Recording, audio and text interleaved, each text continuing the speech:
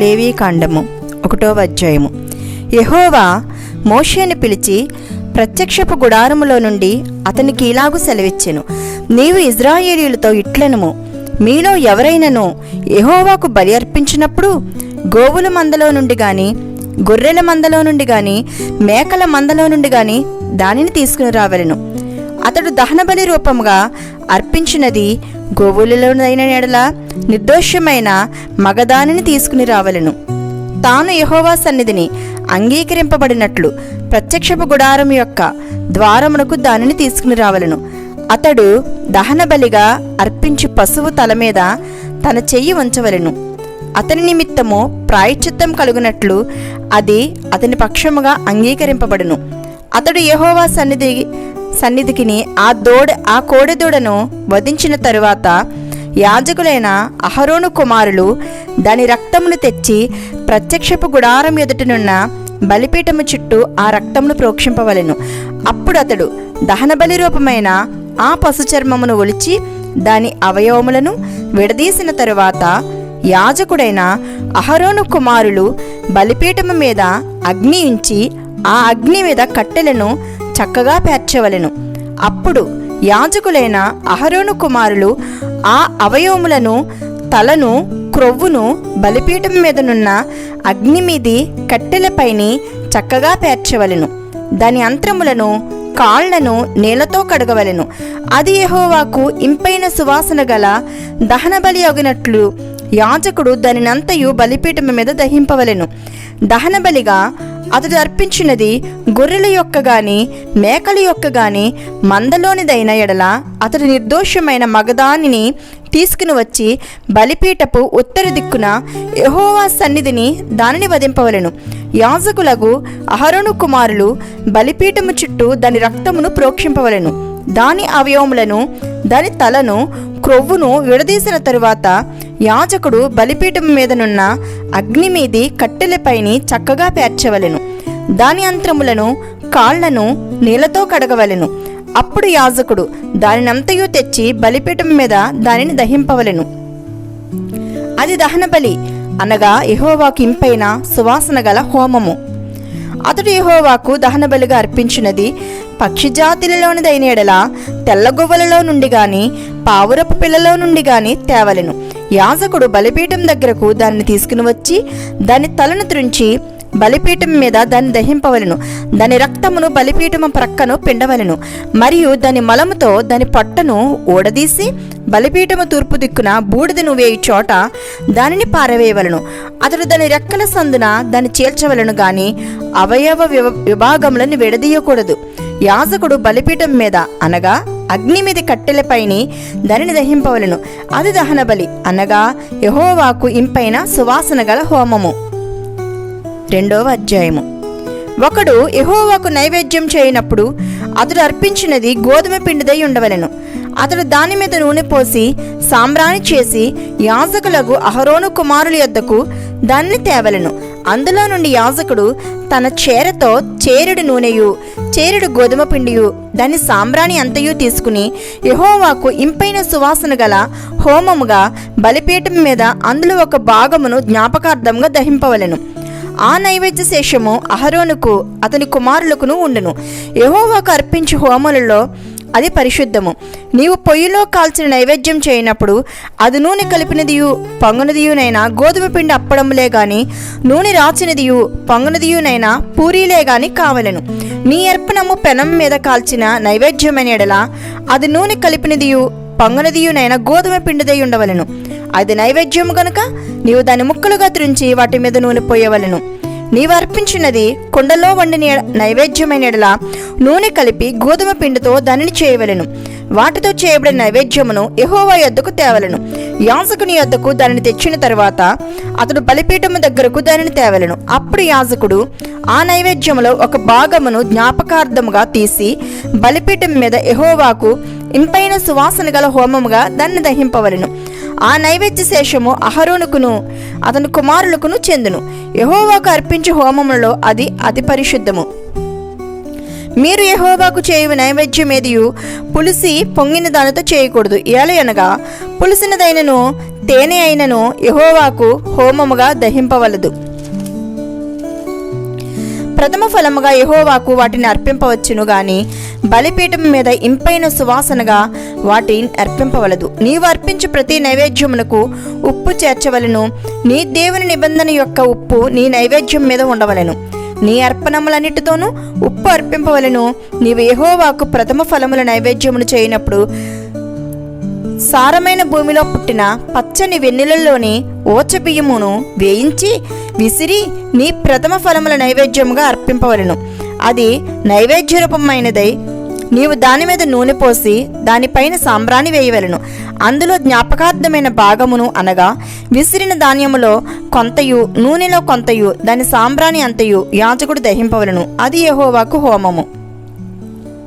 3వ అధ్యాయము. అతడు అర్పించినది సమాధాన బలి అయిన ఎడల అతడు గోవులలోనిది తీసుకుని వచ్చిన ఎడల అది మగదే గాని ఆడదే గాని యెహోవా సన్నిధికి నిర్దోషమైన దానిని తీసుకుని రావలను. తాను అర్పించు దాని తల మీద తన చెయ్యి ఉంచి ప్రత్యక్షపు గుడారం యొక్క ద్వారమున దానిని వధింపవలెను. యాజకులకు అహరోను కుమారులు బలిపీఠము చుట్టూ దాని రక్తమును ప్రోక్షింపవలెను. అతడు ఆ సమాధాన బలి పశువు యొక్క అంత్రము లోపలి క్రొవ్వును అంత్రముల మీద క్రొవ్వంతటిని 2 మూత్రగ్రంథులను వాటి మీదను డొక్కల మీదనున్న క్రొవ్వును కాళిజము మీదను మూత్రగ్రంథుల మీదనున్న వపను యెహోవాకు హోమంగా అర్పింపవలను. అహరోను కుమారులు బలిపీఠము మీద అనగా అగ్ని మీద కట్టెలపైనున్న దహన బలి ద్రవ్యముపైని దానిని దహింపవలను. అది యెహోవాకు ఇంపైన సువాసన గల హోమము. యెహోవాకు సమాధాన బలిగా ఒకడు అర్పించినది గొర్రె మేకలలోనిదైన ఎడల అది మగదే గాని ఆడుదే గాని నిర్దోషమైన దానిని తీసుకుని రావలెను. అతడు అర్పించే అర్పణము గొర్రె పిల్ల అయిన ఎడల యెహోవా సన్నిధికి దానిని తీసుకుని రావలెను. తాను అర్పించు దాని తల మీద అతడు తన చెయ్యి ఉంచి ప్రత్యక్షపు గుడారము ఎదుట దానిని వధింపవలను. అహరోను కుమారులు బలిపీఠము చుట్టూ దాని రక్తము ప్రోక్షింపవలను. ఆ సమాధాన బలి పశువు యొక్క క్రొవ్వును ముడ్డిపోస మొదలుకొని క్రొవ్విన తోక అంతటిని అంత్రములలోని క్రొవ్వును అంత్రముల మీద క్రొవ్వు అంతటిని 2 మూత్రగ్రంథులను వాటి మీద డొక్కలపైనున్న క్రొవ్వును మూత్రగ్రంథుల మీద కాళిజం యొక్క వపను తీసి యెహోవాకు హోమము చేయవలను. యాజకుడు బలిపీఠము మీద దాన్ని దహింపవలను. అది యెహోవాకు హోమరూపమైన ఆహారము. అతడు అర్పించినది మేక అయిన ఎడల యెహోవా సన్నిధికి దానిని తీసుకుని రావెలను. తాను దాని తల మీద చేయి ఉంచి ప్రత్యక్షపు గుడారమును ఎదుట దానిని వధింపవలను. అహరోను కుమారులు బలిపీఠము చుట్టూ దాని రక్తమును ప్రోక్షింపవలను. తాను దానిలో అర్పించు అంత్రములను కప్పు క్రొవ్వును అంత్రముల మీద క్రొవ్వు అంతటిని 2 మూత్రగ్రంథులను వాటి మీద డొక్కలపైన క్రొవ్వును 2 మూత్రగ్రంథులపైనున్న కాళిజం యొక్క వపను యెహోవాకు హోమముగా అర్పింపవలను. యాజకుడు బలిపీఠం మీద వాటిని దహింపవలను. క్రొవ్వంతయు యెహోవాదే. అది సువాసన గల హోమరూపమైన ఆహారము. మీరు క్రొవ్వునైనను రక్తమునైనను తినకూడదు. అది మీ తరతరములకు మీ నివాస స్థలములన్నిటిలోనూ నిత్యమైన కట్టడ. 4వ అధ్యాయము. మరియు యెహోవా మోషేకి ఇలాగు సెలవిచ్చెను. నీవు ఇశ్రాయేలులతో ఇట్లనుము, యెహోవా ఆజ్ఞలన్నిటిలో దేని విషయమైనను ఎవరైనా పొరపాటున చేయరాని కార్యములు చేసి పాపి అయిన ఎడల ఎట్లనగా ప్రజలు అపరాధులగునట్లు అభిషిక్తుడైన యాజకుడు పాపము చేసిన ఎడల తాను చేసిన పాపమునకై నిర్దోషమైన కోడెదూడను యెహోవాకు పాప పరిహారార్థ బలిగా అర్పింపవలను. అతడు ప్రత్యక్షపు గుడారం యొక్క ద్వారమునకు యెహోవా సన్నిధిని ఆ కోడిని తీసుకుని వచ్చి కోడి తల మీద చేయి ఉంచి యెహోవా సన్నిధిని కోడిని వధింపవలను. అభిషిక్తుడైన యాజకుడు ఆ కోడెదూడ రక్తంలో కొంచెము తీసి ప్రత్యక్షపు గుడారమునకు దానిని తేవలెను.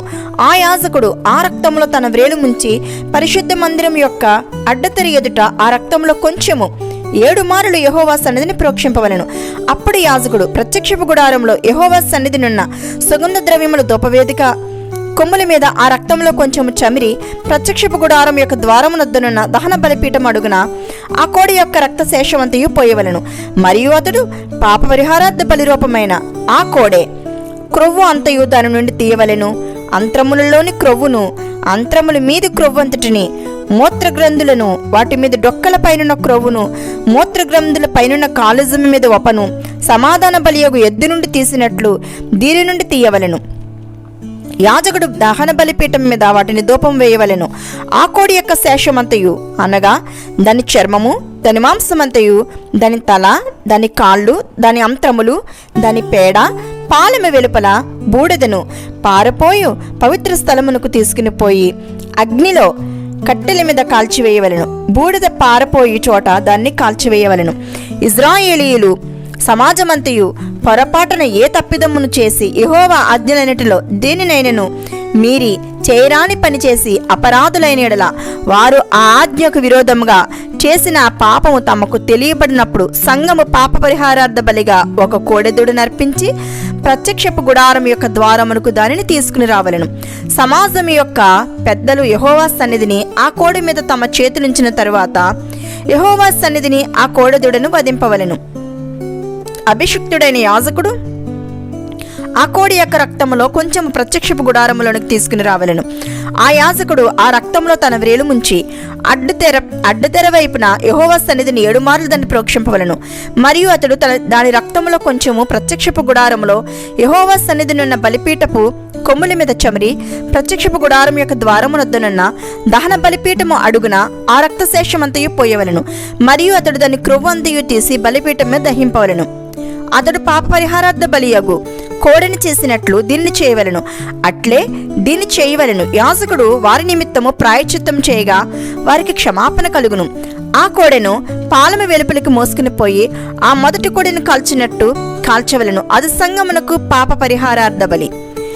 అధికారి పొరపాటున పాపం చేసి తన దేవుడైన యెహోవా ఆజ్ఞలన్నిటిలో దేనినైనను మీరి చేయరాని పనులు చేసి అపరాధి అయిన యెడల అతడు ఏ పాపము చేసి పాపి అయ్యనో అది తనకు తెలియబడిన యెడల అతడు నిర్దోషమైన మగ మేక పిల్లను అర్పణముగా తీసుకుని వచ్చి ఆ మేక పిల్ల తల మీద చేయి ఉంచి దహన బలి పశువును వధించు చోట యెహోవా సన్నిధిని దాన్ని వధింపవలెను.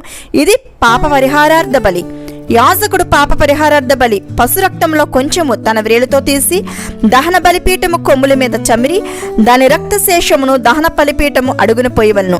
సమాధాన బలి పశువు యొక్క క్రొవ్వు వలె దీని క్రొవ్వంతియు బలిపీఠం మీద దహింపవలను. అట్లు యాజకుడు అతని పాప విషయములో అతని నిమిత్తము ప్రాయశ్చిత్తం చేయగా అతనికి క్షమాపణ కలుగును.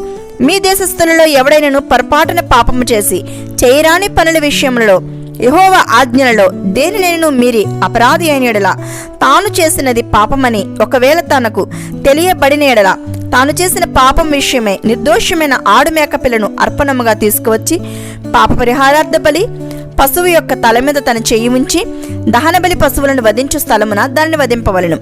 యాజకుడు దాని రక్తంలో కొంచెము వ్రేలితో తీసి దహన బలిపీఠపు కొమ్ముల మీద చమరి దాని రక్తశేషమును ఆ పీఠము అడుగున పోయవలెను. మరియు సమాధాన బలి పశువు యొక్క క్రొవ్వును తీసినట్లే దీని క్రొవ్వంతటిని తీయవలెను. యెహోవాకు ఇంపైన సువాసనగా యాజకుడు బలిపీఠం మీద దాన్ని దహింపవలెను. అట్లు యాజకుడు అతని నిమిత్తము ప్రాయశ్చిత్తం చేయగా అతనికి క్షమాపణ కలుగును. ఎవడైనను పాప పరిహారార్థ బలిగా అర్పించుటకు గొర్రెను తీసుకుని వచ్చిన యెడల నిర్దోషమైన దాన్ని తీసుకుని వచ్చి పాప పరిహారార్థ బలియగు ఆ పశువు తల మీద చేయి ఉంచి దహన బలి పశువులను వధించు చోటను పాప పరిహారార్థ బలియగు దానిని వధింపవలెను. యాజకుడు పాప పరిహారార్థ బలియగు పశువు రక్తములో కొంచెము తన వేలుతో తీసి దహన బలిపీఠపు కొమ్ముల మీద చమిరి ఆ పీఠము అడుగున ఆ రక్తశేషమంతయు పోయవలెను. మరియు సమాధాన బలి పశువు యొక్క క్రొవ్వును తీసినట్లు దీని క్రొవ్వంతియు తీయవలెను. యాజకుడు యెహోవాకు అర్పించు హోమములను అతడు చేసిన హోమముల రీతిగా బలిపీఠం మీద వాటిని ధూపం వేయవలెను. అతడు చేసిన పాపం విషయమై యాజకుడు అతని నిమిత్తము ప్రాయశ్చిత్తం చేయగా అతనికి క్షమాపణ కలుగును. 5వ అధ్యాయము. ఒకడు ఒట్టు పెట్టుకుని వాడే తాను చూచిన దాన్ని గుర్చి గాని తనకు తెలిసిన దాన్ని గుర్చి గాని సాక్షి అయి ఉండి దాన్ని తెలియచేయక పాపం చేసిన యెడల అతడు తన దోష శిక్షను భరించుచు మరియు ఒకడు ఏ అపవిత్ర వస్తువునైనను ముట్టిన యెడల అది అపవిత్ర మృగ కళేబరమే గాని అపవిత్ర పశు కళేబరమే గాని అపవిత్రమైన ప్రాకడు జంతువు కళేబరమే గాని అది అపవిత్రమని తనకు తెలియకపోయినను అతడు అపవిత్రుడే అపరాధి అగును. మనుషులకు తగులు అపవిత్రతలో ఏదైనను ఒకనికి తెలియకుండా అంటిన యెడల అనగా ఒకనికి అపవిత్రత కలిగిన యెడల ఆ సంగతి తెలిసిన తరువాత వాడు అపరాధి అగును.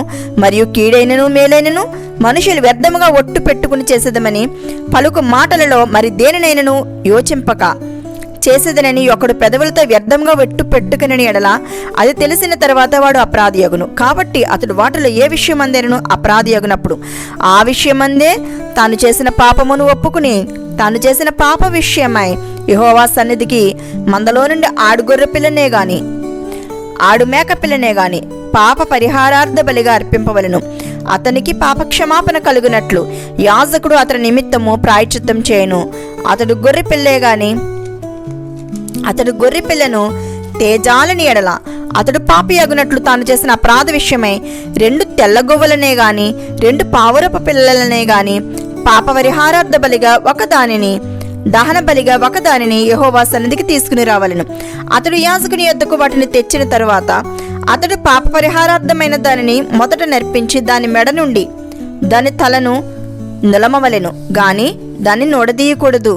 అతడు పాప పరిహారార్థ బలి పశురక్తములో కొంచెము బలిపీఠం ప్రక్కన ప్రోక్షింపవలెను. దాని రక్తశేషమును బలిపీఠం అడుగున పిండవలెను.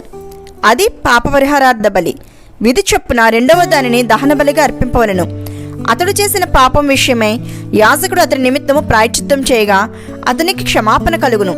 2 తెల్ల గువ్వలనైనను 2 పావురపు పిల్లలనైనను తనకు దొరకని ఎడల పాపం చేసిన వాడు తూమెడు గోధుమ పిండిలో 10వ వంతును పాప పరిహారార్థ బలి రూపంగా తేవలెను. అది పాప పరిహారార్థ బలి గనుక దాని మీద నూనె పోయవలదు, సాంబ్రాణి దాని మీద ఉంచవలదు. అతడు యాజకుని యొద్దకు దానిని తెచ్చిన తరువాత యాజకుడు జ్ఞాపకార్థముగా దానిలో పిడికిడి తీసి యెహోవాకు అర్పించు హోమద్రవ్యముల రీతిగా బలిపీఠం మీద దానిని దహింపవలెను. అది పాప పరిహారార్థ బలి. పై చెప్పిన వాటిలో దేని విషయమైనా పాపం చేసిన వారి నిమిత్తము యాజకుడు ప్రాయశ్చిత్తం చేయగా అతనికి క్షమాపణ కలుగును. దాని శేషము నైవేద్య శేషం వలె యాజకుని దగును. మరియు యెహోవా మోషేకి ఇలాగు సెలవిచ్చెను, ఒకడు యెహోవాకు పరిశుద్ధమైన వాటి విషయంలో పొరపాటున పాపము చేసిన ఎడల తాము చేసిన అపరాధమునకు నీవు ఏర్పరచు వెల చొప్పున పరిశుద్ధమైన తులముల విలువ గల నిర్దోషమైన పొట్టేలును మందలో నుండి అపరాధ పరిహారార్థ బలిగా యెహోవా యొద్దకు వాడు తీసుకుని రావలెను. పరిశుద్ధమైన దాని విషయంలో తాను చేసిన పాపము వలన నష్టమునిచ్చుకుని దానితో 5వ వంతు యాజకునికి ఇవ్వవలెను. ఆ యాజకుడు అపరాధ పరిహారార్థ బలియగు పొట్టేలు వలన అతని నిమిత్తము ప్రాయశ్చిత్తం చేయగా అతనికి క్షమాపణ కలుగును. చేయకూడదని యెహోవా ఆజ్ఞాపించిన వాటిలో దేనినైనా చేసి ఒకడు పాపి అయిన యెడల అది పొరపాటున జరిగినను అతడు అపరాధి అయి తన దోషమునకు శిక్ష భరించును. కావని నీవు ఏర్పరిచిన వేల చొప్పున మందలో నుండి నిర్దోషమైన పొట్టేలను అపరాధ పాప పరిహారార్థ బలిగా అతడు యాజకుని యొద్దకు తీసుకుని రావలెను. అతడు తెలియకే పొరపాటు చేసిన తప్పును గూర్చి యాజకుడు అతని నిమిత్తము ప్రాయశ్చిత్తం చేయగా అతనికి క్షమాపణ కలుగును. అది అపరాధ పరిహారార్థ బలి. అతడు యెహోవాకు విరోధంగా అపరాధము చేసినది వాస్తవము. 6వ అధ్యాయము. మరియు యెహోవా మోషేకి ఇలాగు సెలవిచ్చెను, ఒకడు యెహోవాకు విరోధంగా ద్రోహం చేసి పాపి అయిన ఎడల అనగా తనకు అప్పగింపబడిన దాన్ని గూర్చియే గాని తాకట్టు ఉంచిన దాన్ని గూర్చియే గాని దోచుకొనిన దాన్ని గూర్చియే గాని తన పొరుగువానితో బొంకిన ఎడలనేమి తన పొరుగువాని బలత్కరించిన ఎడలనేమి పోయినది తనకు దొరికినప్పుడు దాని గురించి బొంకిన ఎడలనేమి మనుష్యులు వేటిని చేసి పాపులగుదురో వాటన్నిటిలో దేని విషయమైన అబద్ధ ప్రమాణము చేసిన ఎడలనేమి అతడు పాపము చేసి అపరాధి యగును గనుక అతడు తాను దోచుకొనిన సొమ్మును గూర్చి గాని బలత్కారము చేతను అపహరించిన దానిని గూర్చి గాని తనకు అప్పగింపబడిన దాన్ని గూర్చి గాని పోయి తనకు దొరికిన దాన్ని గూర్చి గాని దేని గూర్చి అయితే తాను అబద్ధ ప్రమాణము చేసినో దానినంతయు మరలా ఇచ్చుకొనవలెను. ఆ మూలధనమునిచ్చుకొని దానిలో 5వ వంతును తాను అపరాధ పరిహారార్థ బలి అర్పించు దినమున సొత్తుదారునికి ఇచ్చుకొనవలెను. అతడు యెహోవాకు తన అపరాధ విషయంలో నీవేర్పరచు వెలకు మందలో నుండి నిర్దోషమైన పొట్టేలను యాజకుని యొద్దకు తీసుకుని రావలెను. ఆ యాజకుడు యెహోవా సన్నిధిని అతని నిమిత్తం ప్రాయశ్చిత్తం చేయగా అతడు అపరాధి అగునట్లు తాను చేసిన వాటన్నిటిలో ప్రతి దాని విషయమే అతనికి క్షమాపణ కలుగును. మరియు యెహోవా మోషేకి ఇలాగు సెలవిచ్చెను, నీవు అహరోనుతో అతని కుమారులతో ఇట్లనుము, ఇది దహన బలిని గూర్చిన విధి. దహన బలి ద్రవ్యము ఉదయము వరకు రాత్రి అంతయు బలిపీఠం మీద దహించుచూ ఉండెను. యాజకుడు తన సన్ననార నిలువుటంగిని తొడుగుకుని తన మానమునకు తన నారలాగును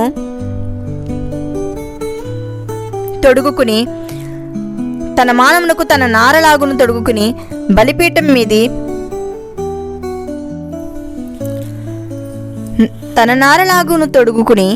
బలిపీఠం మీద అగ్ని దహించు దహన బలి ద్రవ్యపు బూడిదను ఎత్తి బలిపీఠమునందు దానిని పోసి తన వస్త్రములను తీసి వేరు వస్త్రములు ధరించుకుని పాలెము వెలుపలనున్న పవిత్ర స్థలమునకు ఆ బూడిదను తీసుకుని పోవలను. బలిపీఠం మీద అగ్ని మండుచుండవలను, అది ఆరిపోకూడదు. ప్రతి ఉదయమున యాజకుడు దాని మీద కట్టెలు వేసి దాని మీద దహన బలి ద్రవ్యమును ఉంచి సమాధాన బలియగు పశువు కొవ్వెను దహింపవలను. బలిపీఠం మీద అగ్ని నిత్యము మండుచుండవలను, అది ఆరిపోకూడదు. నైవేద్యమును గుర్చిన విధి ఏదనగా అహరోను కుమారులు యెహోవా సన్నిధిని బలిపీఠం ఎదుట దాన్ని అర్పించవలను. అతడు నైవేద్య తైలము నుండి దాని గోధుమ పిండి నుండి చేరుడి పిండిని నూనెను దాని సాంబ్రాణి యావత్తును దానిలో నుండి తీసి జ్ఞాపక సూచనగాను వాటిని బలిపీఠం మీద యెహోవాకు ఇంపైన సువాసనగాను దహింపవలను. దానిలో మిగిలిన దానిని అహరోనును అతని సంతతి వారును తినవలను. అది పులియనిదిగా పరిశుద్ధ స్థలంలో తినవలను. వారి ప్రత్యక్షపు గుడారం యొక్క ఆవరణములో దానిని తినవలను. దాన్ని పులియబెట్టి కాల్చవలదు. నా హోమద్రవ్యములలో వారికి పాలుగా దానిని ఇచ్చి ఉన్నాను. పాప పరిహారార్థ బలివలను అపరాధ పరిహారార్థ బలివలను అది అతి పరిశుద్ధము. అహరోను సంతతిలో ప్రతివాడును దాన్ని తినవలను. అది యెహోవా హోమముల విషయంలో మీ తరతరములకు నిత్యమైన కట్టడ. వాటికి తగిలిన ప్రతి వస్తువు పరిశుద్ధమగును. మరియు యెహోవా మోషేకి ఇలాగు సెలవిచ్చెను, అహరోనుకు అభిషేకము చేసిన దినమున అతడును అతని సంతతి వారును అర్పింపవలసిన అర్పణమేదనగా ఉదయమున సగము సాయంకాలమున సగము నిత్యమైన నైవేద్యముగా తూమెడు గోధుమ పిండిలో 10వ వంతు పెనమ మీద నూనెతో దాన్ని కాల్చవలెను. దానిని కాల్చిన తరువాత దానిని తేవలెను. కాల్చిన నైవేద్య భాగంలో యెహోవాకు ఇంపైన సువాసనగా అర్పింపవలెను. అతని సంతతి వారిలో అతనికి మారుగా అభిషేకము పొందిన యాజకుడు అలాగునే అర్పింపవలెను. అది యెహోవా నియమించిన నిత్యమైన కట్టడ. అదంతయు దహింపవలను. యాజకుడు చేయు ప్రతి నైవేద్యము నిశ్శేషముగా కాల్చబడవలను. దాన్ని తినవలదు. మరి యెహోవా మోషేకి ఇలాగు సెలవిచ్చెను, నీవు అహరోనుకు అతని సంతతి వారికి ఇలాగు ఆజ్ఞాపించుము. పాప పరిహారార్థ బలిని గుర్చిన విధి ఏదనగా నీవు దహన బలి రూపమైన పశువులను వధించు చోట పాప పరిహారార్థ బలి పశువులను యెహోవా సన్నిధిని వధింపవలను. అది అతి పరిశుద్ధము. పాప పరిహారార్థ బలిగా దాన్ని అర్పించిన యాజకుడు దానిని తినవలను. పరిశుద్ధ స్థలమందు అనగా ప్రత్యక్షపు గుడారం యొక్క ఆవరణంలో దానిని తినవలను. దాని మాంసమునకు తగులు ప్రతి వస్తువు ప్రతిష్ఠితమగును. దాని రక్తములోనిది కొంచెమైనను వస్త్రం మీద ప్రోక్షించిన ఎడలా అది దేని మీద ప్రోక్షింపబడినో దాన్ని పరిశుద్ధ స్థలంలో ఉతకవలెను. దాని వండిన మట్టి కుండను పగలగొట్టవలను. దానిని ఇత్తడి పాత్రలో నుండి ఎడలా దాని తోమి నీళ్లతో కడగవలెను. యాజకులలో ప్రతి మగవాడు దానిని తినవలెను. అది అతి పరిశుద్ధము. మరియు పాప పరిహారార్థ బలిగా తేబడిన ఏ పశువు రక్తములో కొంచెమైనను అతి పరిశుద్ధ స్థలంలో ప్రాయశ్చిత్తం చేయుటకై ప్రత్యక్ష గుడారంలోనికి తేబడనో ఆ బలి పశువును తినవలదు. దానిని అగ్నిలో కాల్చివేయవలను. 7వ అధ్యాయము. అపరాధ పరిహారార్థ బలి అతి పరిశుద్ధము. దాన్ని గూర్చిన విధి ఏదనగా దహన బలి పశువులను వధించు చోట అపరాధ పరిహారార్థ బలి రూపమైన పశువులను వధింపవలను. బలిపీఠము చుట్టూ దాని రక్తమును ప్రోక్షింపవలను. దానిలో నుండి దాని క్రొవ్వంతటిని అనగా దాని క్రొవ్విన తోకను, దాని అంతరములలోని క్రొవ్వును, 2 మూత్ర గ్రంథులను, డొక్కలపైన క్రొవ్వును, మూత్ర గ్రంథముల మీద క్రొవ్వును, కాళ్ళజం మీద వపను తీసి దానినంతయు అర్పింపవలను. యాజకుడు యెహోవాకు హోమముగా బలిపీఠం మీద వాటిని దహింపవలను. అది అపరాధ పరిహారార్థ బలి. యాజకుల్లో ప్రతి మగవాడు దాన్ని తినవలను. అతి పరిశుద్ధము. పరిశుద్ధ స్థలంలో దాన్ని తినవలను. పాప పరిహారార్థ బలిని గుర్చి గాని అపరాధ పరిహారార్థ బలి గుర్చి గాని విధి ఒక్కటే. ఆ బలిద్రవ్యము దాని వలన ప్రాయశ్చిత్తం చేయు యాజకుని దగును.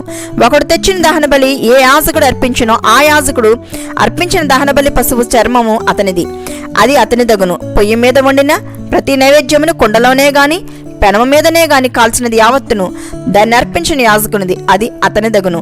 అది నూనె కలిపినదే గాని పొడిదే గాని మీ నైవేద్యములన్నిటినీ అహరోను సంతతి వారు సమముగా పంచుకొనవలెను.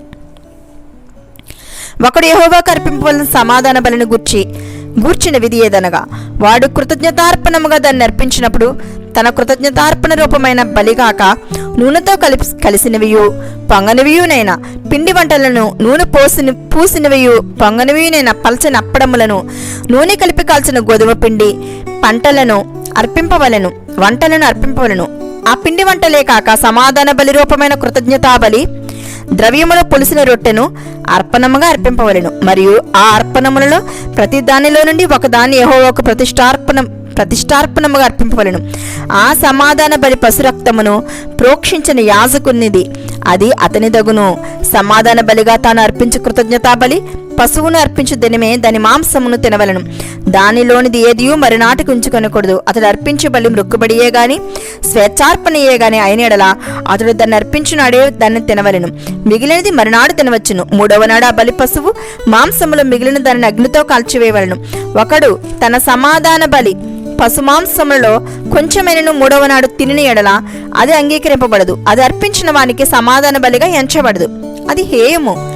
దాని తినివాడు తన దోష శిక్షను భరించును. అపవిత్రమైన దేనికైనను తగిలిన మాంసమును తినకూడదు. అగ్నితో దాన్ని కాల్చివేయవలను. మాంసం విషయమైతే పవిత్రులందరూ మాంసము తినవచ్చును. గాని ఒకడు తనకు అపవిత్రత కలిగి ఉండగా యెహోవాకు అర్పించు సమాధాన బలి పశు మాంసంలో కొంచెమైనను తిని ఎడల వాడు ప్రజల్లో నుండి కొట్టివేయబడును. ఎవడు మనుషుల అపవిత్రతే గాని అపవిత్రమైన జంతువునే గాని ఏ అపవిత్రమైన వస్తువునే గాని తాకి యెహోవాకు అర్పించు సమాధాన బలి పశువు మాంసమును తినునో వాడు ప్రజల్లో నుండి కొట్టివేయబడును. మరియు యెహోవా మోషేకి ఇలాగ సెలవిచ్చెను, నీవు ఇశ్రాయేలీయుల తిట్లనము, ఎద్దుదే గాని గొర్రెదే గాని మేకదే గాని దేని క్రొవ్వును మీరు తినకూడదు. చచ్చిన దాని క్రొవ్వును చీల్చిన దాని క్రొవ్వును ఏ పనికైనా వినియోగపరచవచ్చును గాని దేనినే మాత్రమును తినకూడదు. ఏలయనగా మనుషులు యెహోవాకు హోమముగా అర్పించు జంతువులలో దేని క్రొవ్వునైనను తిన్నవాడు తన ప్రజల్లో నుండి కొట్టివేయబడును. మరియు పక్షిదే గాని జంతువుదే గాని ఏ రక్తమును మీ నివాసం అన్నిటిలో తినకూడదు. ఎవడు రక్తము తినునో వాడు తన ప్రజల్లో నుండి కొట్టివేయబడును. మరియు యెహోవా మోషేకు ఇలాగ సెలవిచ్చెను, నీవు ఇశ్రాయేలీయుల తిట్లనము, ఎవడు యెహోవాకు సమాధాన బలి ద్రవ్యములను తెచ్చునో వాడు ఆ ద్రవ్యములలో నుండి తాను అర్పించినది యెహోవా సన్నిధికి తేవలను. అతడు తన చేతుల్లోనే యెహోవాకు హోమద్రవ్యములను అనగా బోర మీద క్రొవ్వును తేవలను. యెహోవా సన్నిధిని అల్లాడింపబడు అర్పణముగా దాన్ని అల్లాడించుటకు బోరతో దానిని తేవలను. యాజకుడు బలిపీఠం మీద ఆ క్రొవ్వును దహింపవలను గాని బోర అహరోనుకును అతని సంతతి వారికి చెందును. సమాధాన బలి పశువుల్లో నుండి ప్రతిష్టార్పణముగా యాజకుని కుడిజబ్బ నీయవలను. అహరోను సంతతి వారిలో ఎవడు సమాధాన బలి యొక్క పశు రక్తమును క్రొవ్వును అర్పించునో కుడి జబ్బ వానిదగును. ఏలయనగా ఇశ్రాయేలీయుల వద్ద నుండి అనగా వారి సమాధాన బలి ద్రవ్యములలో నుండి అల్లాడించిన బోరను ప్రతిష్ఠితమైన జబ్బను తీసుకుని నిత్యమైన కట్టడ చొప్పున యాజకుడైన అహరోనుకు అతని సంతతి వారికి ఇచ్చి ఉన్నాను. వారు తనకి యాజకులగునట్లు యెహోవా వారిని చేరదీసిన దినమందు యెహోవాకు అర్పించు హోమద్రవ్యముల్లో నుండినది అభిషేకమును బట్టి అహరోనుకు అభిషేకమును బట్టియే అతని సంతతి వారికి కలిగెను. వీటిని ఇశ్రాయేలీయులు వారికి ఇవ్వలనని యెహోవా వారిని అభిషేకించిన దినమున వారి తరతరములకు నిత్యమైన కట్టడగా నియమించును. ఇది దహన బలిని గూర్చియు అపరాధ పరిహారార్థపు నైవేద్యమును గూర్చియు పాప పరిహారార్థ బలిని గూర్చియు అపరాధ పరిహారార్థ బలిని గూర్చియు ప్రతిష్ఠిత అర్పణమును గూర్చియు సమాధాన బలిని గూర్చియు చేయబడిన విధి. ఇశ్రాయేలీయులు యెహోవాకు అర్పణములు తీసుకుని రావాలనని సీనాయి అరణ్యములో ఆయన ఆజ్ఞాపించిన దినమున యెహోవా సీనాయి కొండ మీద మోషేకు అలాగునే ఆజ్ఞాపించెను. 8వ అధ్యాయము. మరియు యెహోవా నీవు అహరోనును అతని కుమారులను వారి వస్త్రములను అభిషేక తైలమును పాప పరిహారార్థ బలి రూపమైన కోడెను 2 పొట్టేలను గంపెడు పొంగని పక్షములను తీసుకుని ప్రత్యక్షపు గుడారం యొక్క ద్వారం నద్దకు సర్వ సమాజమును సమకూర్చమనగా యెహోవా మోషేకు ఆజ్ఞాపించినట్లు అతడు చేసెను. సమాజము ప్రత్యక్షపు గుడారం యొక్క ద్వారం నద్దకు కూడిరాగా మోషే సమాజంతో చేయవలనని యెహోవా ఆజ్ఞాపించిన కార్యం ఇదే అనెను. అప్పుడు మోషే అహరోనును అతని కుమారులను దగ్గరకు తీసుకుని వచ్చి నీళ్లతో వారికి స్నానము చేయించెను. తరువాత అతడు అతనికి చొక్కాయిని తొడిగి అతనికి దట్టిని కట్టి నిలువటంగిని ఏఫోదును వేసి ఏఫోదు యొక్క విచిత్రమైన నడికట్టును అతనికి కట్టి దాని వలన అతనికి ఏఫోదును బిగించి అతనికి పతకము వేసి ఆ పతకములో ఊరీము తుమ్మీమను వాటిని ఉంచి అతని తల మీద పాగాను పెట్టి ఆ పాగా మీదను అతని నొసట పరిశుద్ధ కిరీటముగా బంగారు రేకును కట్టెను. ఇట్లు యెహోవా మోషేకు ఆజ్ఞాపించెను. మరియు మోషే అభిషేక తైలమును తీసుకుని మందిరమును దానిలోనున్న సమస్తమును అభిషేకించి వాటిని ప్రతిష్ఠించెను. అతడు దానిలో కొంచెం 7 మారులు బలిపీఠం మీద ప్రోక్షించి బలిపీఠమును దాని ఉపకరణములన్నిటినీ గంగాళమును దాని పీటను ప్రతిష్ఠించుటకే వాటిని అభిషేకించెను. మరియు అతడు అభిషేక తైలములో కొంచెం అహరోను తల మీద పోసి అతని ప్రతిష్ఠించుటకే అతన్ని అభిషేకించెను. అప్పుడు అతడు అహరోను కుమారులను దగ్గరకు తీసుకుని వచ్చి వారికి చొక్కాలను తొడిగి వారికి దట్టీలను కట్టి వారికి కొల్లాయిలను పెట్టెను.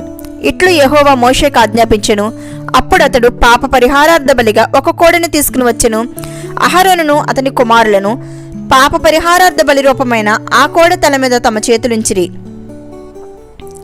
దాన్ని వధించిన తరువాత మోషే దాని రక్తమును తీసి బలిపీఠపు కొమ్ముల చుట్టూ వేలుతో దాన్ని చమిరి బలిపీఠము విషయమే పాప పరిహారము చేసి దాని నిమిత్తము ప్రాయశ్చిత్తం చేయుటకై బలిపీఠం అడుగున రక్తమును పోసి దాన్ని ప్రతిష్ఠించెను. మోషే అంతరముల మీద క్రొవ్వంతటిని, కాలజము మీద వపను, 2 మూత్ర గ్రంథులను వాటి క్రొవ్వును తీసి బలిపీఠము దహించెను. మరియు యెహోవా మోషేకు ఆజ్ఞాపించినట్లు ఆ కోడెను, దాని చర్మమును, దాని మాంసమును, దాని పేడను పాలమునకు అవతల అగ్నిచేత కాల్చివేసెను. తరువాత అతడు దహన బలిగా ఒక పొట్టేలును తీసుకుని వచ్చెను. అహరోనును అతని కుమారులను ఆ పొట్టేలు తల మీద తమ చేతులు ఉంచిరి. అప్పుడు మోషే దాన్ని వధించి బలిపీఠం చుట్టూ దాని రక్తం ప్రోక్షించెను. అతడు ఆ పొట్టేలు యొక్క అవయవములను విడదీసి దాని తలను, అవయవములను, క్రొవ్వును దహించెను.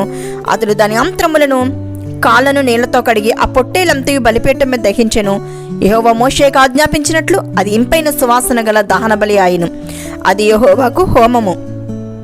అతడు 2వ పొట్టేలును అనగా ఈ ప్రతిష్ఠితమైన పొట్టేలును తీసుకుని రాగా అహరోనును అతని కుమారులను ఆ పొట్టేలు తల మీద తమ చేతులుంచిరి. మోషే దానిని వధించి దాని రక్తంలో కొంచెం తీసి అహరోను కుడి చెవి కొన మీదను, అతని కుడి చేతి బటన్ వ్రేలి మీదను, అతని కుడికాలి బటన్ వ్రేలి మీదను, కొన మీదను దాన్ని చమరెను.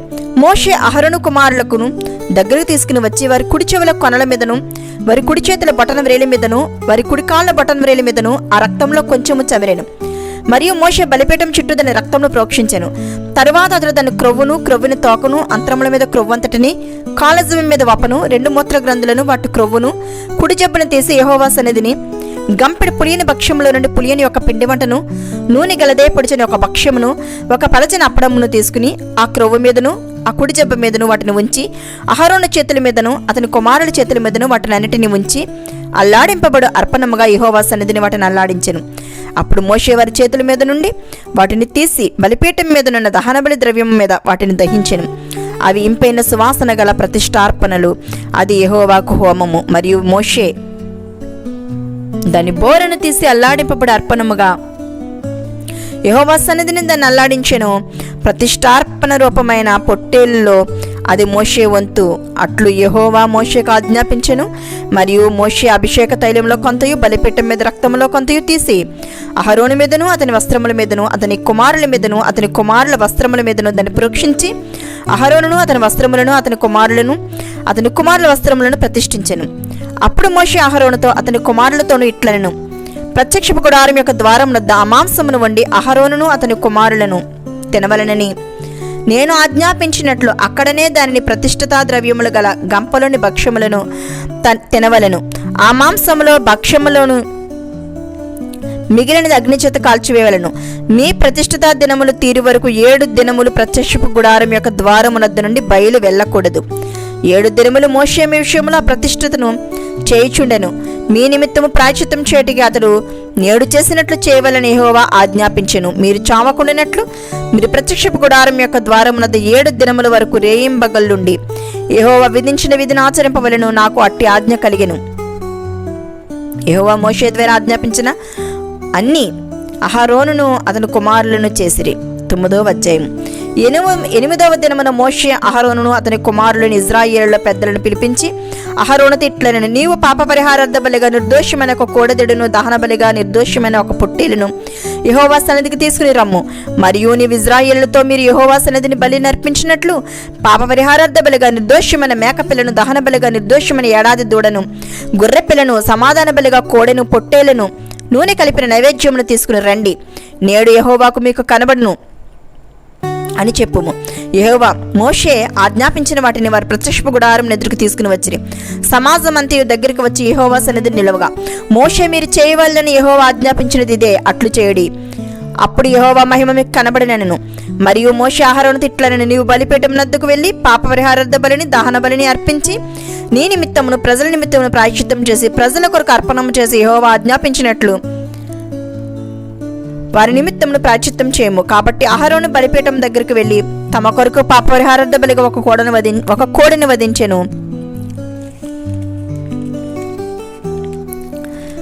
తన కొరకు పాప పరిహారార్థ బలిగా ఒక దూడని వధించెను. అహరోను కుమారులు తన రక్తమును అతని యొద్దకు తేగా అతడు ఆ రక్తంలో తన వ్రేలు ముంచి బలిపీఠపు కొమ్ముల మీద దాన్ని చమిరి బలిపీఠపు అడుగున ఆ రక్తమును పోసెను. దాని క్రొవ్వును మూత్రగ్రంథులను కాళిజం మీద వపను బలిపీఠం మీద దహించెను. అట్లు యెహోవా మోషేకు ఆజ్ఞాపించెను. దాని మాంసమును చర్మమును పాలెం వెలుపల అగ్నితో కాల్చివేసెను. అప్పుడు అతడు దహన బలి పశువును వధించెను. అహరోను కుమారులు అతనికి దాని రక్తమును అప్పగింపగా అతడు బలిపీఠం చుట్టూ దాన్ని ప్రోక్షించెను. మరియు వారు దహన బలి పశువు యొక్క తలను అవయవములను అతనికి అప్పగింపగా అతడు బలిపీఠం మీద వాటిని దహించెను.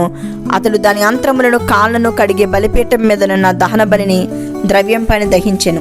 అతడు ప్రజల అర్పణమును తీసుకుని వచ్చి ప్రజలు అర్పించు పాప పరిహారార్థ బలియగు మేకను తీసుకుని వధించి మొదట దాని వలె దీనిని పాప పరిహారార్థ బలిగా అర్పించెను. అప్పుడు అతడు దహన బలి పశువును తీసుకుని విధి చొప్పున దాన్ని అర్పించెను. అప్పుడు అతడు నైవేద్యమును తెచ్చి దానిలో నుండి చేరెడు తీసి ప్రాతకాలమందు చేసిన దహన బలి కాక బలిపీఠం మీద తీసి దానిని దహించెను. మరియు మోషే ప్రజలు అర్పించు సమాధాన బలి అయిన కోడెదూడను పొట్టేలును వధించెను. అహరోను కుమారులు దాని రక్తమును అతనికి అప్పగింపగా అతడు బలిపీఠము చుట్టూ దానిని ప్రోక్షించెను.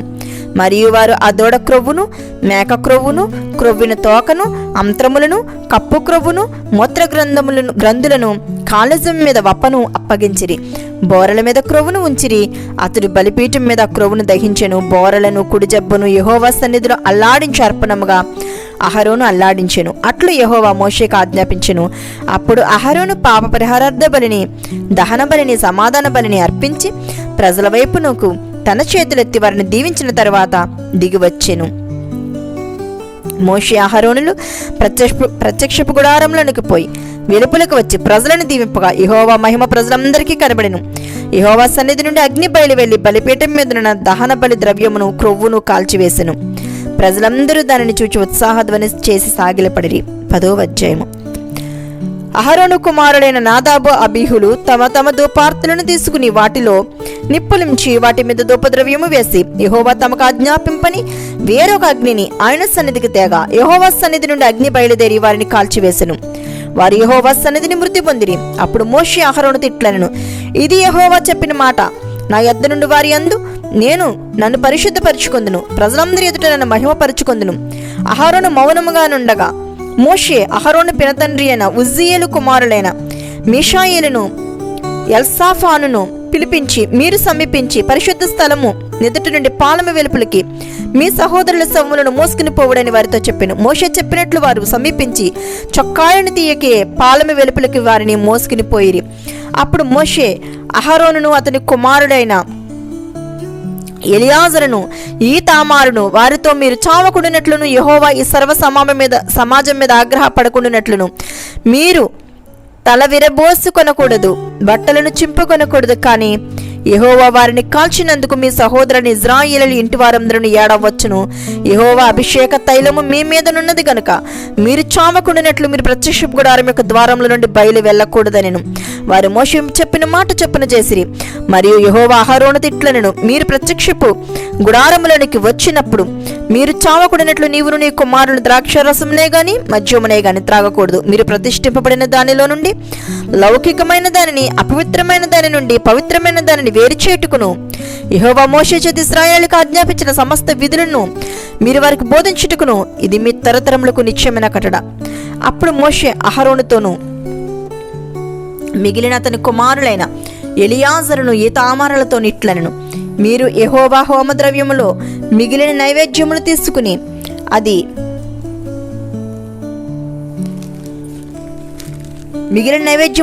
పొంగకుండా బలిపీఠం దగ్గర తినుడి. అది అతి పరిశుద్ధము. యెహోవా హోమద్రవ్యములో నుండి అది నీకును నీ కుమారులకును నియమింపబడిన వంతు. కావున మీరు పరిశుద్ధ స్థలంలో దాన్ని తినవలెను.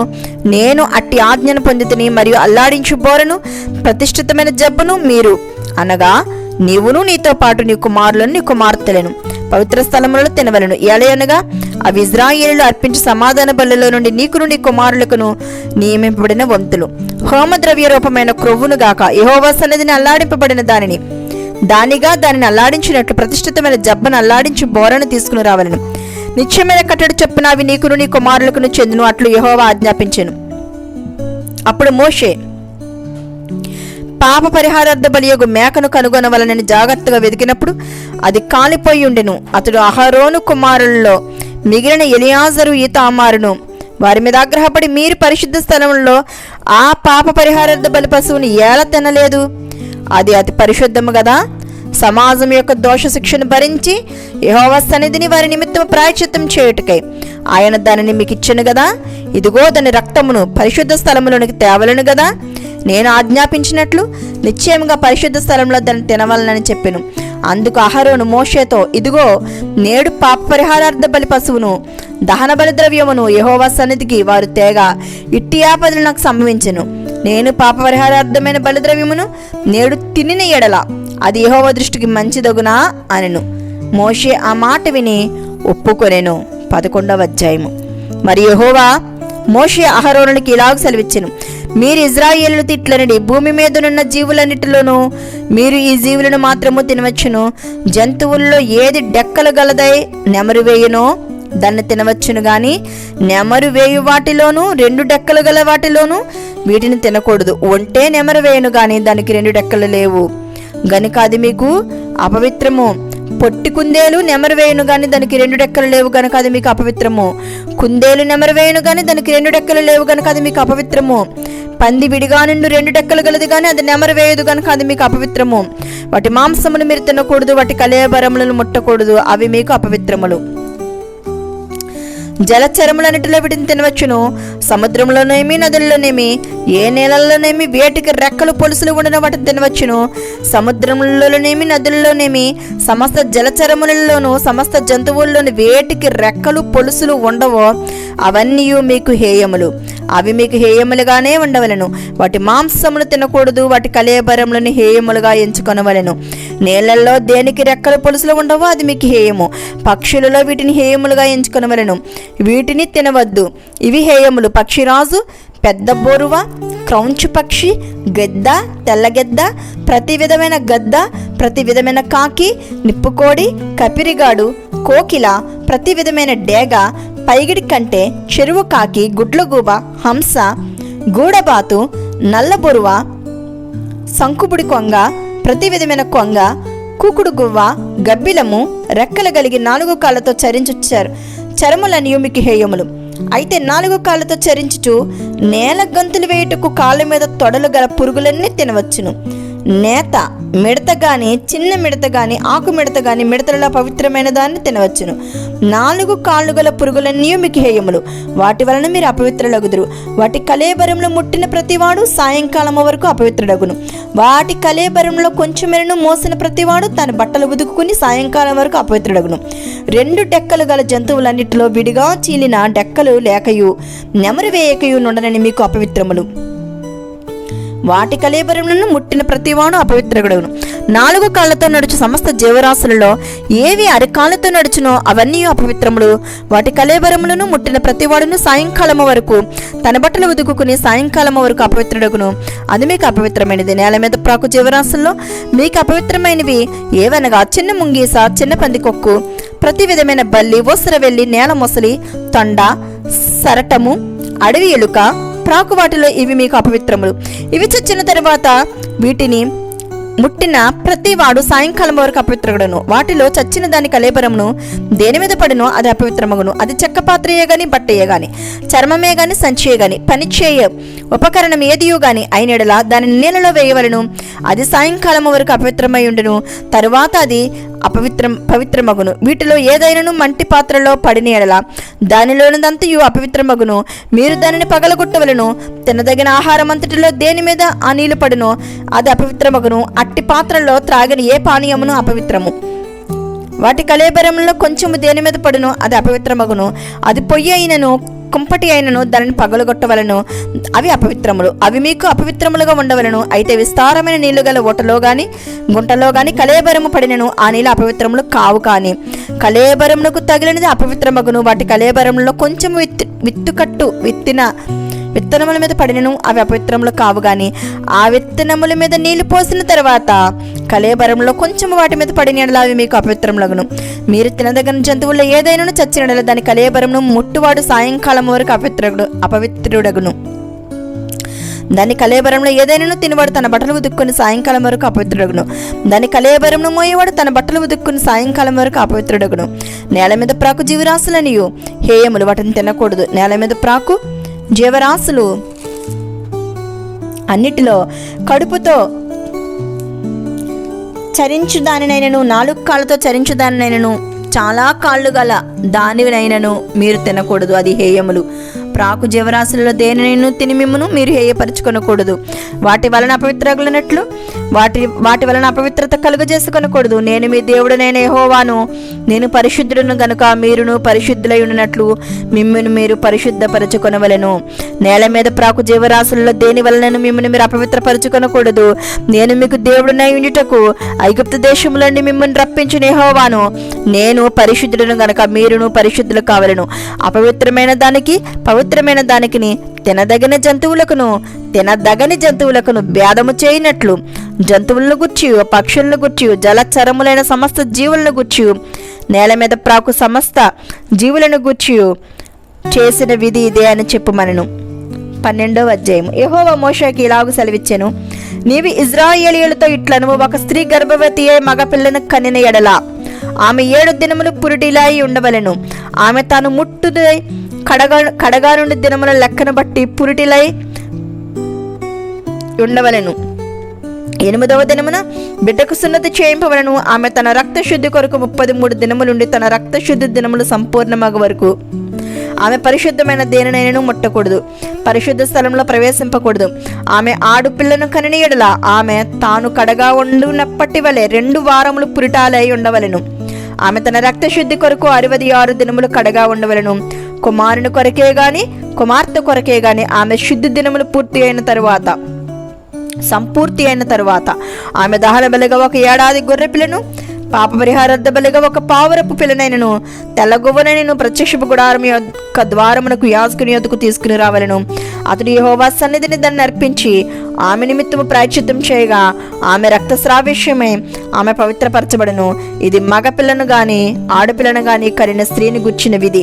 ఆమె గొర్రె పిల్లను తేజాలని ఎడల ఆమె 2 తెల్ల గువ్వలనైనను 2 పావురపు పిల్లలనైనను దహన బలిగా, 1 దానిని పాప పరిహారార్థ బలిగా 1 దానిని తీసుకుని రావలను. యాజకుడు ఆమె నిమిత్తం ప్రాయశ్చిత్తం చేయగా ఆమెకు పవిత్రత కలుగును. 13వ అధ్యాయము. మరియు యెహోవా మోషే అహరోనులకి ఇలాగు సెలవిచ్చెను, ఒకని దేహ చర్మమందు వాపు గాని పొక్కు గాని నిగనగలాడు మచ్చగాని ఉండి వాని దేహ చర్మమందు కుష్టిపొడ వంటిది కనబడిన ఎడల యాజకుడైన అహరోను వద్దకైనను యాజకుడైన తన కుమారుల్లో ఒకని వద్దకైనను వాని తీసుకుని రావాలను. ఆ యాజకుడు వాని దేహ చర్మమందున్న ఆ పొడను చూడగా ఆ పొడ యందలి వెంట్రుకలు తెల్లబారిన ఎడలను, ఆ పొడ అతని దేహ చర్మము కంటే పల్లముగా కనబడిన ఎడలను, అది కుష్టిపొడ. యాజకుడు వారిని చూచి అపవిత్రుడని నిర్ణయింపవలెను. నిగనిగలాడు మచ్చ చర్మము కంటే పల్లము కాక వాని దేహ చర్మం ముందు తెల్లగా కనబడిన ఎడల, దాని వెంట్రుకలు తెల్లబారుకున్న ఎడలను ఆ యాజకుడు 7 దినములు ఆ పొడగల వారిని కడగా ఉంచవలను. 7వ నాడు యాజకుడు వారిని చూడవలను. ఆ పొడ చర్మం ముందు వ్యాపింపక అట్లే ఉండిన ఎడల యాజకుడు మరి 7 దినములు వారిని కడగా ఉంచవలను. 7వ నాడు యాజకుడు 2వసారి వారిని చూడవలను. అప్పుడు ఆ పొడ చర్మం ముందు వ్యాపింపక అదే తీరును ఉండిన ఎడల యాజకుడు వారిని పవిత్రుడని నిర్ణయింపవలను. అది పక్కే వాడు తన బట్టలు ఉతుక్కుని పవిత్రుడగును. అయితే వాడు తన శుద్ధి విషయము యాజకునికి కనబడిన తరువాత ఆ పొక్కు చర్మమందు విస్తారముగా వ్యాపించిన ఎడల 2వసారి యాజకునికి కనబడవలను. అప్పుడు ఆ పొక్కు చర్మమందు వ్యాపించని ఎడల యాజకుడు వాడు అపవిత్రుడని నిర్ణయింపవలను.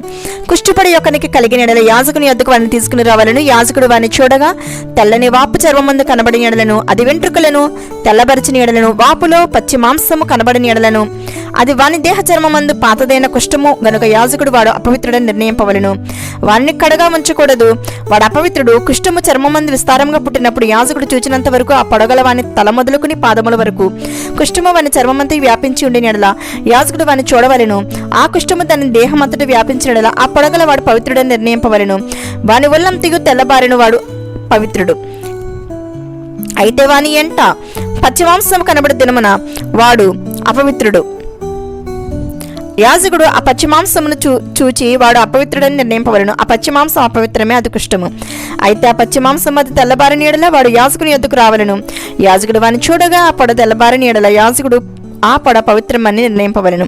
వాడు పవిత్రుడు. ఒకని దేహ చర్మమందు పుండు పుట్టిన మానిన తర్వాత ఆ పుండుండిన చోటను తెల్లని వాపైలను తెలుపుతో కూడిన ఎరుపు రంగు గల పొడగాని నిగనగలాడు తెల్లని పొడగాని పుట్టిన ఎడల యాజకునికి దాన్ని కనపరచవలను. యాజకుడు దాన్ని చూచినప్పుడు అతని చూపునకు అది చర్మము కంటే పల్లముగా కనబడిన ఎడలను దాని వెంట్రుకలు తెల్లబారి ఉండిన ఎడలను యాజకుడు వాడు అపవిత్రుడని నిర్ణయింపవలను. అది ఆ పుంటి వలన పుట్టిన కుష్టిపొడ.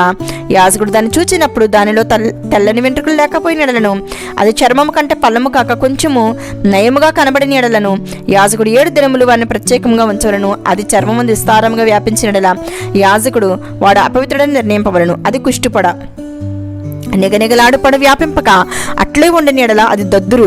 యాజకుడు వాడు పవిత్రుడని నిర్ణయింపవలను. దద్దురు కలిగిన దేహ చర్మమందు ఆ తర్వాత వాత ఎర్రగానే ఉండిన ఎడల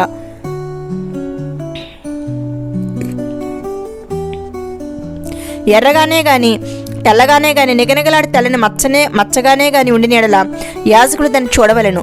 నిగనిగలాడు ఆ మచ్చలోని వెంట్రుకలు తెల్లబారిన ఎడలను అది చర్మము కంటే పల్లముగా కనబడిన ఎడలను అది ఆ వాత వలన పుట్టిన కుష్టిపొడ.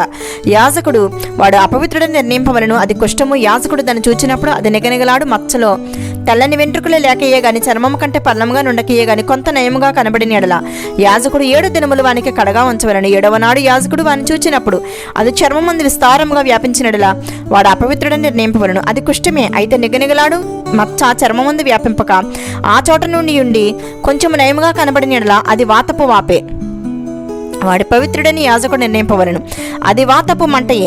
పురుషునికైనను స్త్రీకైనను తలయందేమి గడ్డమందేమి పొడ పుట్టిన ఎడల యాజకుడు ఆ పొడను చూడగా అది చర్మము కంటే పల్లముగాను సన్నమైన పసుపు పచ్చ వెంట్రుకలు కలదుగాను కనబడిన ఎడల వాడు అపవిత్రుడని యాజకుడు నిర్ణయింపవలను. అది బొబ్బ తల మీదనేమి గడ్డము మీదనేమి పుట్టిన కుష్ఠము. యాజకుడు ఆ బొబ్బ అయిన పొడను చూచినప్పుడు అది చర్మం కంటే పల్లము కాని ఎడల దానిలో నల్ల వెంట్రుకలు లేని ఎడలను యాజకుడు ఆ బొబ్బైన పొడగలవాని 7 దినములు ప్రత్యేకంగా ఉంచవలను. 7వ నాడు యాజకుడు ఆ పొడను చూడవలను. ఆ బొబ్బ వ్యాపింపక ఉండిన ఎడల దానిలో పచ్చ వెంట్రుకలు లేని ఎడలను చర్మము కంటే పల్లము కాని ఎడలను వాడు క్షవరము చేసుకునవలను గాని ఆ బొబ్బ క్షవరము చేయకూడదు. ఆ యాజకుడు బొబ్బగల వానిని మరి 7 దినములు ప్రత్యేకంగా ఉంచవలను. 7వ నాడు యాజకుడు ఆ బొబ్బను చూడగా అది చర్మమందు బొబ్బ వ్యాపింపక చర్మము కంటే పల్లము కాకి ఉండిన ఎడల యాజకుడు వాడు పవిత్రుడని నిర్ణయింపవలను. వాడు తన బట్టలు ఉతుకుని పవిత్రుడగును. వాడు పవిత్రుడని నిర్ణయించిన తర్వాత బొబ్బ విస్తారంగా వ్యాపించిన ఎడల యాజకుడు వాడిని చూడవలను. అప్పుడు ఆ మద వ్యాపించిన ఎడల యాజకుడు పసుపు పచ్చ వెంట్రుకలను వెతకనక్కరలేదు. వాడు అపవిత్రుడు. అయితే నిలిచిన ఆ మదలో నల్ల వెంట్రుకలు పుట్టిన ఎడల ఆ మద బాగుపడను. వాడు పవిత్రుడు. యాజకుడు వాడు పవిత్రుడని నిర్ణయింపవలను. మరియు పురుషుని దేహ చర్మం మందేమి స్త్రీ దేహపు చర్మమందేమి నిగనిగలాడు మచ్చలు అనగా నిగనిగలాడు తెల్లని మచ్చలు పుట్టిన ఎడల యాజకుడు వానిని చూడవలను. వారి దేహ చర్మం మందు నిగనిగలాడు మచ్చలు వాడి ఉండిన ఎడల అది చర్మందు పుట్టిన యొక్క పొక్కు. వాడు పవిత్రుడు. తల వెంట్రుకలు రాలిన వాడు బట్ట తలవాడు అయినను వాడు పవిత్రుడు. ముఖము వైపున తల వెంట్రుకలు రాలినవాడు బట్ట నొసటివాడు వాడు పవిత్రుడు. అయినను బట్ట తలయందే గాని బట్ట నొసటి ఎందే గాని ఎర్రగా నుండి తెల్లని పడ పుట్టిన ఎడల అది వాని బట్ట తలయందేనను బట్ట నొసటి ఎందేనను పుట్టిన కుష్ఠము. యాజకుడు వారిని చూడవలను. కుష్ఠము దేహ చర్మమందు కనబడినట్లు ఆ పొడ వాపు చూపునకు వాని బట్ట తలందైనను వాని బట్ట నొసటి ఎందైనను ఎర్రగా నుండి తెల్లని పొడైన ఎడల వాడు కుష్ఠరోగి. వాడు అపవిత్రుడు. యాజకుడు వాడు బొత్తిగా అపవిత్రుడని నిర్ణయింపవలను. వాని కుష్ఠము వాని తలలో ఉన్నది. ఆ పొడగల కుష్ఠరోగి వస్త్రములను చింపివేయవలను. వాడు తల విరియబోసుకొనవలను. వాడు తన పై పెదవిని కప్పుకుని అపవిత్రుడును అని బిగ్గరగా పలుకవలను. ఆ పొడవానికి కలిగిన దినములని వాడు అపవిత్రుడై ఉండెను. వాడు అపవిత్రుడు గనుక ప్రత్యేకముగానే నివసింపవలను. వారి నివాసము పాలెమునకు వెలుపల ఉండవలను. మరియు కుష్ఠుపొడ వస్త్రమందు కనబడినప్పుడు అది గొర్రె వెంట్రుకల బట్ట యందేమి నారబట్ట యందేమి నారతోనే గాని వెంట్రుకలతోనే గాని నేసిన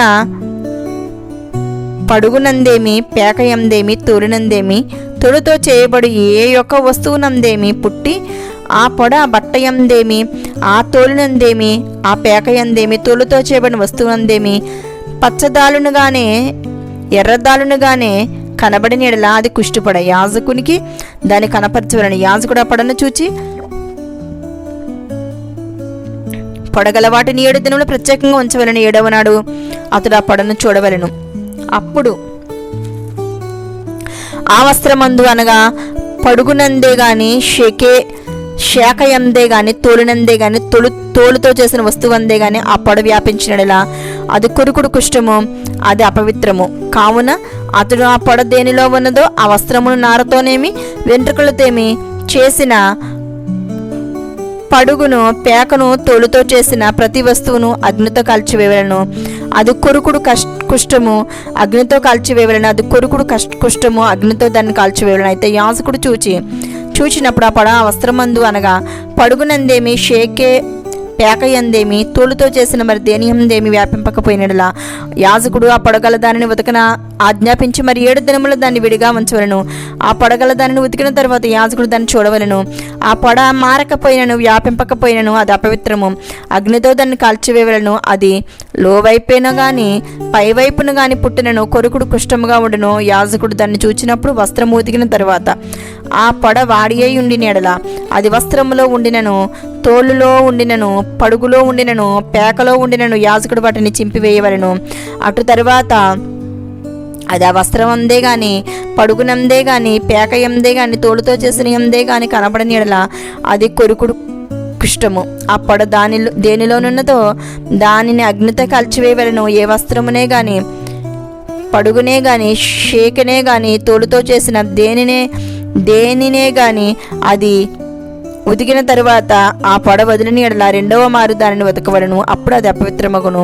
బొచ్చు బట్ట ఎందే గాని నారబట్ట ఎందే గాని పడుగునందే గాని పేక ఎందే గాని తోలు వస్తువులు ఎందే గాని ఉంటూ కుష్టపడను గూర్చి అది అపవిత్రమని అది పవిత్రమని అపవిత్రమని నీవు నిర్ణయింపవలసిన విధి ఇదే.